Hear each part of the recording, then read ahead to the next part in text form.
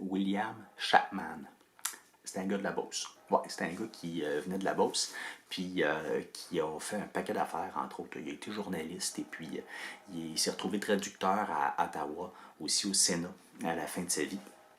Puis il a été poète surtout, puis il a même gagné, ce gars-là, un prix de l'Académie française. Hein. Qui aurait dit que les gens de la Beauce pourraient faire de la littérature? Ben, Chapman, il l'a dit, puis il l'a prouvé. Il a fait de la poésie assez flyée. J'ai pas tout lu, hein, c'est sûr, mais j'ai un truc ici qui est merveilleux. C'est un livre qui a été recouvert, qui s'appelle Les fleurs de givre. C'est cute hein, comme nom. Puis les fleurs de givre, ben, là-dedans, on retrouve une espèce de calendrier poétique que Chapman avait appelé, comment dire, l'année canadienne. Puis, ben, je m'en voulais le mois de mars, parce que, ben, on est là-dedans, puis avec le confinement présentement, je trouve qu'il a bien décrit, on dirait qu'il était là.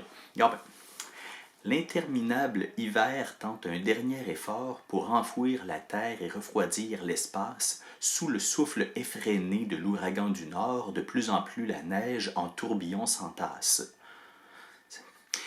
Et cette blanche mer déferle dans le vent par-dessus les taillis aux branches dénudées. Les chars dans les ravins comblés bloquent souvent, sous l'amoncellement continu des bordées. L'air glacial est lourd de morbides vapeurs. Et nous sortons peu. Ah, tu vois, il est confiné finalement. Le soir près du feu nous rassemble, et les vieux, dolamment, racontent là des peurs qui font frémir l'enfant, blêmir l'aïeul qui tremble.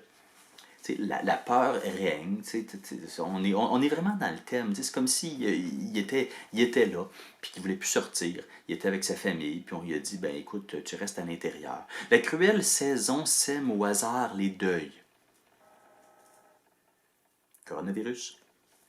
Pour les hôtes des bois, partout se cache un piège.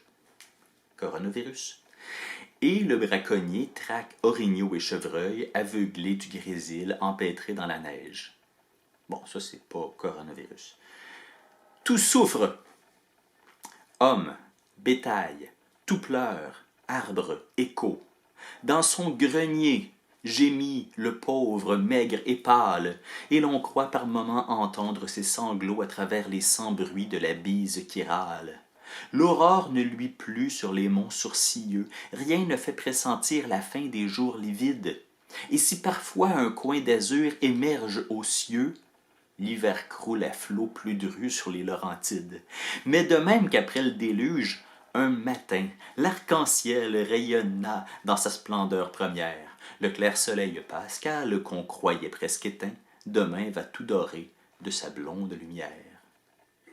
Tu sais, finalement, il y a toujours de l'espoir. Il faut juste, des fois, s'enfermer un petit peu plus longtemps, puis lire un peu de poésie. Chapman, la Beauce.